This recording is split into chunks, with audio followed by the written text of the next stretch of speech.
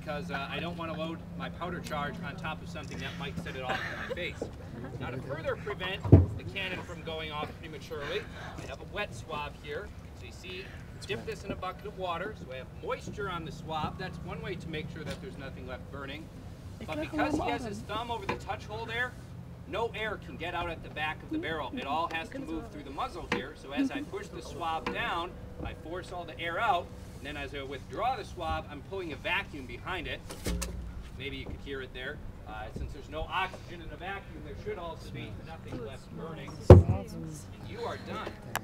That's it. Thank you very much for volunteering. Okay, so the cannon is now clean and it's safe to load. So I've got the powder charge here. This is about 3 ounces of gunpowder. This is a very, very small charge. To actually fire the 6-pound ball, this cannon took 20 ounces of powder, so 1.25 pounds.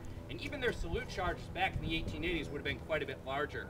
You run this down the barrel now with a curved safety rammer, which you'll see lets me stand way off here to the side. This is not something that was used historically. Back in the 1880s, they would have had really just a single tool. It had a wet swab head on one end and a rammer head on the other. So you could swab the gun out, pull the tool out, flip it around, and ram the charge down very quickly and efficiently. As you may have noticed, when I was using this, I was right up near the muzzle. And again, if the gunpowder were to go off, since it is now in the barrel, that's not a very safe place to be. So just like to use the curved design for a little bit of extra safety. But with the charge loaded in, I can start to prime it now. Got a brass spike here that I'm going to run down the barrel to tear open the charge. And why do you think this is made out of brass?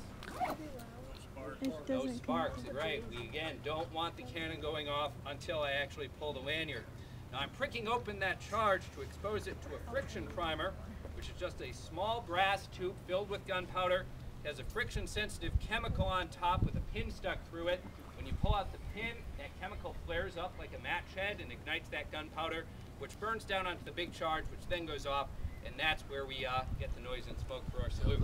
So I've hooked up that lanyard to pull out the pin. That means that the cannon is ready to fire.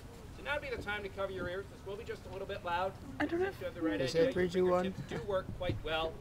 If your ears are covered, there are only 2 commands to fire the cannon. They are ready. Fire! Told you!